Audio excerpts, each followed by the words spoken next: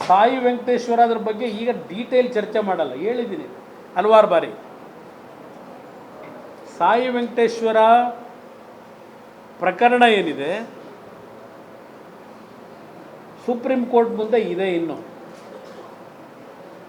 Supreme court ಏನು ಆದೇಶ ಮಾಡ್ತು ತನಿಖೆ ಮಾಡಲಿಕ್ಕೆ,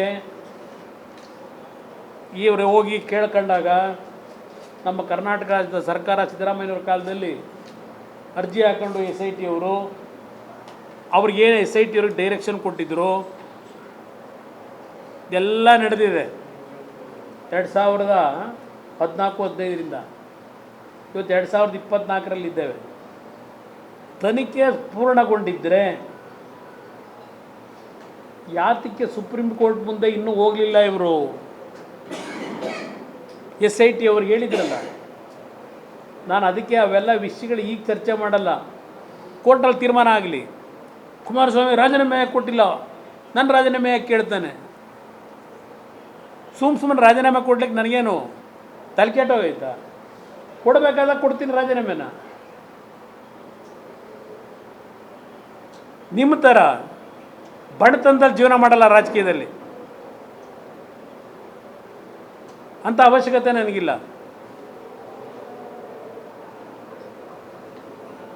ಕುಮಾರಸ್ವಾಮಿ ಕೊಟ್ಟನ ರಾಜೀನಾಮೆನ ಯಾಕೆ ಕೊಡ್ಬೇಕು? ನಾನು ಏನು ತಪ್ಪು ಮಾಡಿದ್ದೀನಿ ಅಂತ? ಲಾಯರ್ ಇದ್ದೀರಿ, ಅಡ್ವೊಕೇಟ್ ಇದ್ದೀರಿ, ನೀವು ಹಲವಾರು ಜನ ಜೊತೆ ಚರ್ಚೆ ಮಾಡ್ಕೊಂಡಿದ್ದೀರಿ ಆ ಫೈಲ್ಗಳನ್ನ. ಏನಿದೆ ಕುಮಾರಸ್ವಾಮಿ ಅದ್ರಲ್ಲಿ ಪಾತ್ರ, ಸಾಯಿ ವೆಂಕಟೇಶ್ ಅವರದಲ್ಲದು.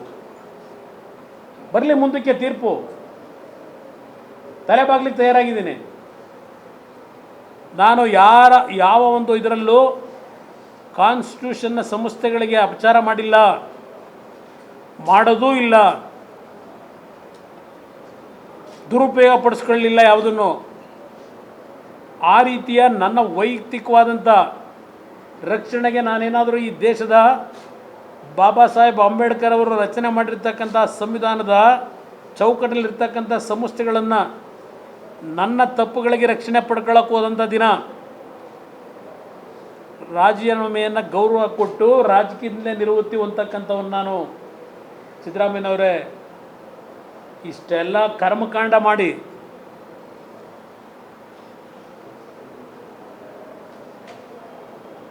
ನೀವು ನನ್ನ ರಾಜೀನಾಮೆ ಕೇಳ್ತೀರಾ? ನನ್ನ ಜೀವನದಲ್ಲಿ ಯಾವನಾದರೂ ಒಬ್ಬ ಅಧಿಕಾರಿನ 2 ಬಾರಿ ಮುಖ್ಯಮಂತ್ರಿ ಇದ್ದೆ.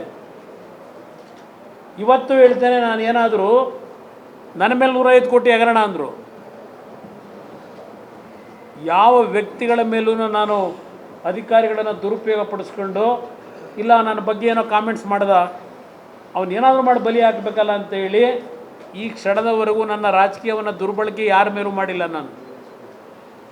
ನನ್ನ ಹತ್ರ ಬರ್ತಕ್ಕಂಥ ವ್ಯಕ್ತಿಗಳು ಕಾಂಗ್ರೆಸ್ಗೆ ಮತ ಕೊಟ್ಟಿದ್ದಾರೋ, ದಳಕ್ಕೆ ಮತ ಕೊಟ್ಟಿದ್ದಾರೋ, BJP ಮತ ಕೊಟ್ಟಿದ್ದಾರೋ, ನೀನು ಯಾವ ಪಾರ್ಟಿ, ನೀನು ಯಾವ ಜಾತಿ ಕೇಳಲ್ಲ ನಾನು.